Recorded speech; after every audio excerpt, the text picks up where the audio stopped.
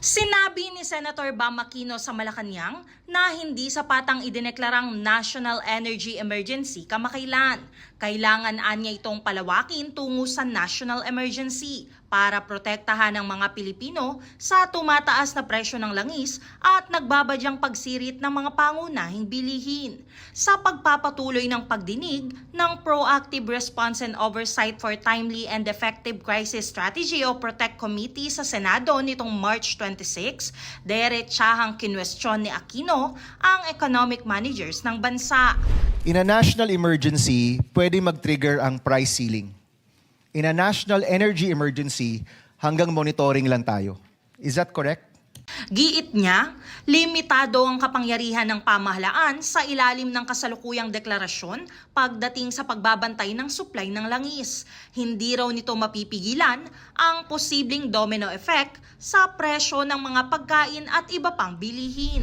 So you need to call a full state of national emergency to have a price freeze at hindi yun ang tinawag natin. Ang tinawag natin, national energy emergency. Bago pa po nangyari yung gera, pakiramdam na maraming tao, mataas na yung presyo ng bilihin. Suddenly, in 1 month's time, ang laki ng tinaas ng presyo ng diesel at gasolina.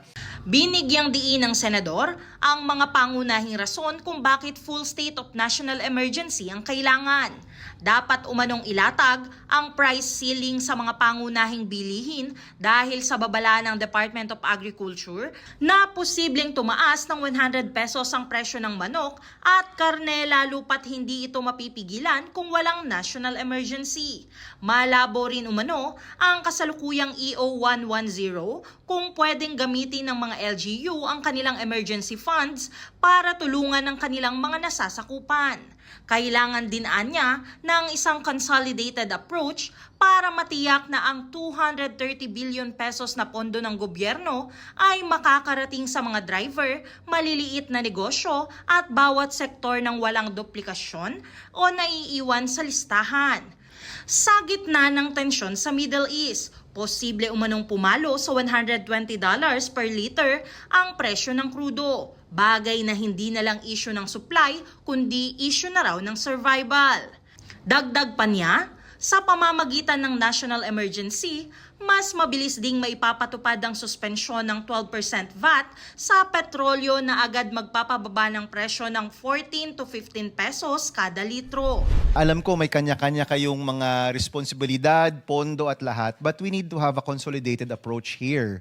No? Posibleng nagdodoble yung tulong o posibleng akala natin nasa kabilang listahan, yun pala wala sa listahan. We need to have a consolidated approach here, no?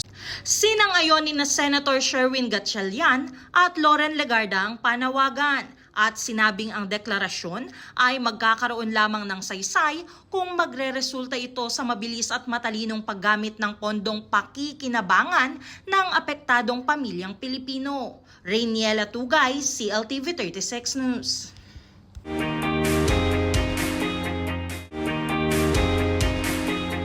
Personally, palagay ko po at palagay siguro ng marami ko sa amin, kulang pa dahil ang hinahanap rin ng taong bayan, hindi magtuloy-tuloy yung pagtaas ng presyo sa mga palengke, sa supermarket, sa grocery.